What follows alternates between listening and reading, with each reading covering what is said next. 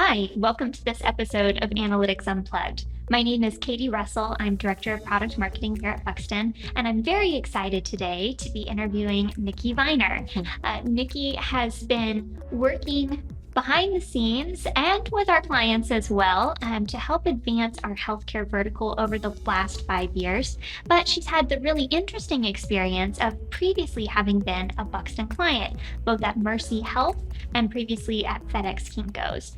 Nikki's had a really fascinating career, and as she steps into her next chapter of retirement, we thought now was the perfect time to talk with her about lessons that she's learned and any advice that she has for healthcare strategy professionals moving forward. So, Nikki, welcome, and thank you so much for being here. Thank you. My pleasure.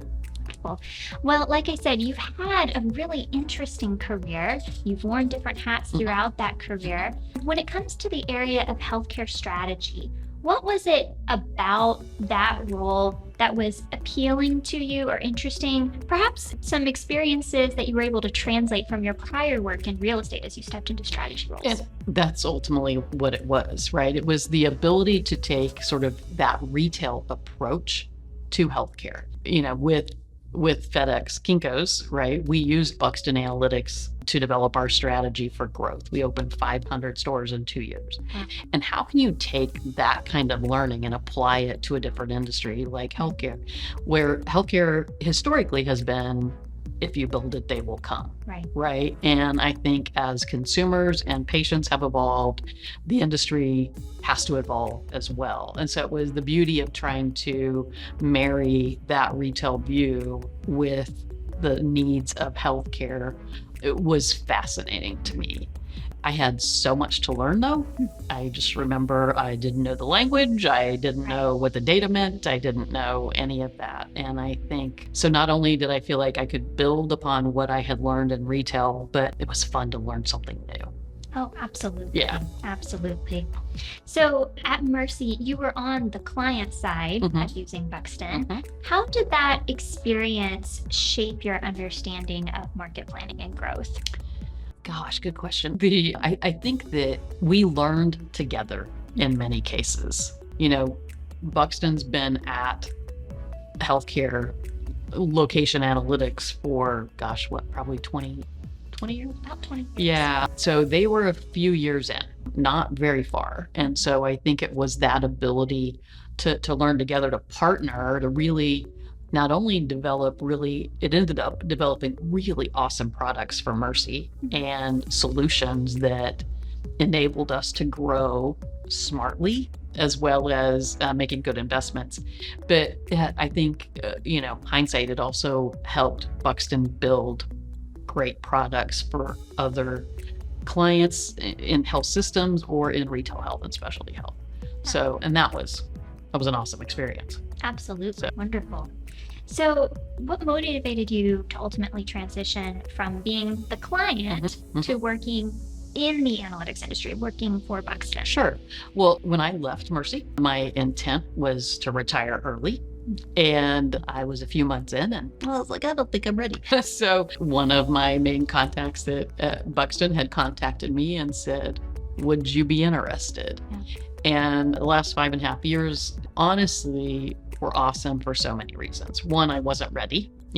Two, I think the ability for me to bring some of my experience to our clients and prospects has been good. But I think also just the knowledge of healthcare, trying to help Buxton bring, sort of enhance the data that we have, right? Make the analytics better, those kinds of things that ultimately just help our clients. That's been a fun process. And some of the data that we've brought in has been, I think, long-term will be super helpful. Yes, absolutely. So, yeah. So how has working at Buxton now given you maybe a different perspective on healthcare strategy, market planning, and growth from the perspective that you had when you were in that field and you were the one in that seat? Yeah, I think it has just better understanding the needs of individual clients, right? And how a health system approaches things, which was my experience, and then how does a specialty health or a retail health approach it. Ultimately, it's about creating the strategy that makes the most sense for what your business need is, right? But those nuances are super important, and it's the how can we help our clients, but also how can we develop products and solutions that enable that. Right. Absolutely. So the healthcare industry, I don't think anyone would argue with this. The healthcare industry has faced a lot of change, Yes. especially over the last decade. Yep. What shifts stand out to you as being the most transformative? The private equity investment in healthcare, that has exploded, and the kind of impact that has, and some cases super positive, some not so much, so it just varies. And so I think that is probably one of the big things. I think shifts in payers, right? And right now we are in a little bit of unknown what the future is going to be like. So it's how do you have that ability and enough knowledge and data to be able to make a good decision. And then I think also, and maybe probably more so in the last 10 years, but just I think healthcare is putting the consumer first, which is a big change. I mean, I think, historically, if you build it, they will come. But it's also historically, it's been about we're going to build this so it's convenient for us, not necessarily convenient for the patient, right? And I think that is a major shift that has occurred. So, absolutely. Yeah, it's taking that retail style approach to where you place your facilities. Yes. And I think that's the beauty of the solutions we provide. It really is about convenience and accessibility, and what data can support that. And then the client still has to do all the heavy lifting of finding the right real estate. Right. Makes sense. So when you think back in your experience, both working in that role, in that healthcare strategy role, and then also having watched and counseled so many Buxton clients going through this process, what are some common mistakes that you see healthcare organizations when it comes to planning their growth? Sure. I think the actual site selection is always a challenge. It doesn't matter what industry you work in. When I was in retail, same thing. Everybody knows real estate, right? And it's that, or thinks they do, right? And so everybody has an opinion. So it's how can you take some of that subjective out of it? In my experience, one of the things we created at Fedex was we used Buxton for the scoring for the right trade area. So as we developed our strategy, but we also created a scoring methodology for the real estate. So the actual piece of property, right? So it was, how do you score it for access? How do you visibility, signage, parking, right? All of those kinds of things. And depending upon what service or service line you're offering up, that's important. If you think about an urgent care, right? You want it in more of a retail location, high traffic, right? But you want to make sure that your co-tenants aren't going to take up all the parking. Right. You want to make sure you're visible. So to that daily use. So when somebody's sick, they go, oh, I know it's over by the Kroger. Right. That kind of thing. So I think the ability to hold out for the right location, I think that's one of the mistakes. And it's okay to walk away for now. There will always be something else. And that was one of the things I learned early on in my career, that in real estate, that's an important, you got to know your walk away, and not enough do that. Yeah. Right. Yeah. And I would say probably another is maybe only considering a single data element, right? And I think you got to look at it as a whole, and the solutions we've built for our clients, we have from platform only visualization to industry models to custom models.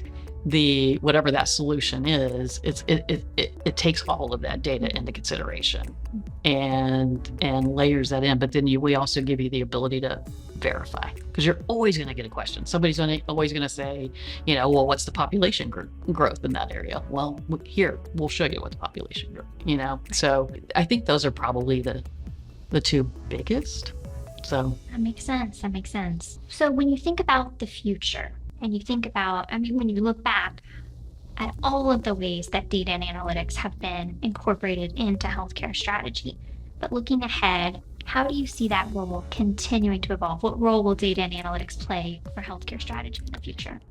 I mean, I just think it'll continue to grow. So we find there are pockets within healthcare that do a really good job. They embrace it. They've got, I think one of the things that the industry's done is pull in people with other industry experience because there's a value in a different view. And so I think that just that use of analytics will just become more important. It'll be more table stakes than it is today. I think that's probably the biggest thing.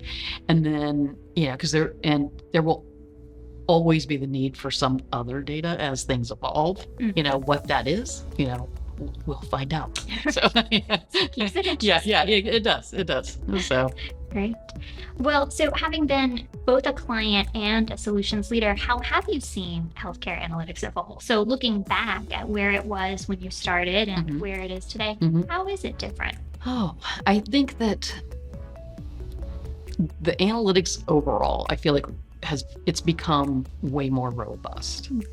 I think the ability to layer in, demand data, payer data, right? So what is that trade area? Do I have enough of the right payer mix in that trade area to sustain me as a client, right? I think the more granular data for, procedures, right? So if I am an orthopedic, surgeon, right, is there enough, will there be enough surgeries and things, in that trade area to support me? And just having sort of that data and detail. And I think it'll just continue to grow. Right. That makes sense.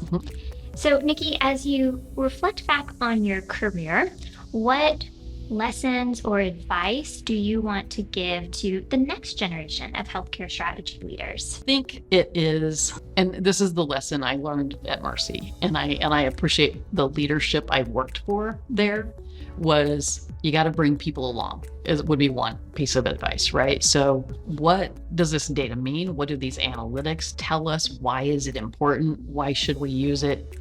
And you can't just, this is what we're going to do. You need to create advocates within an organization for this data. And I think that's absolutely one. And that's advice I give clients today is we did a roadshow where we're a multi-state health system. We went to every community and presented to their leadership and their physician leadership, right? And just trying to bring people along.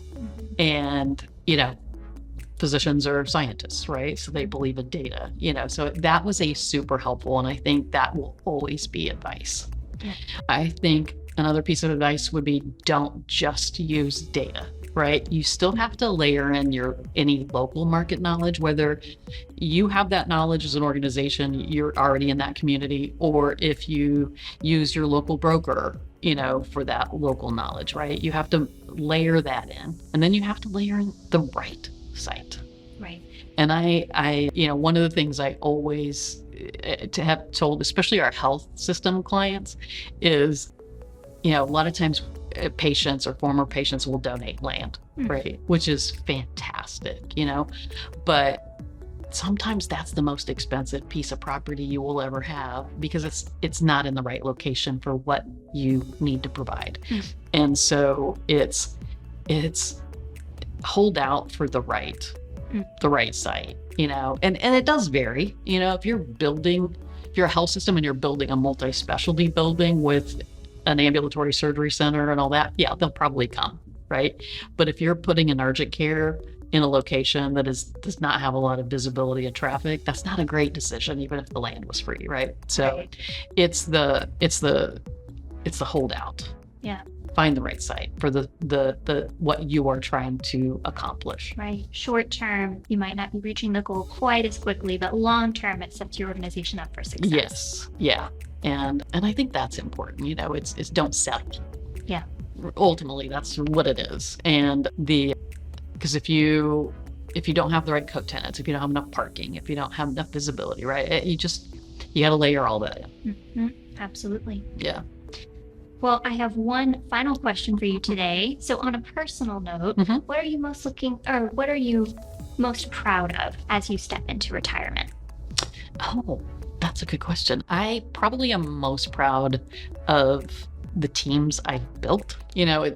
Here I've been more of an individual contributor, but in my past life, it's been the ability to build a team that can accomplish a lot and sort of move an organization to next level.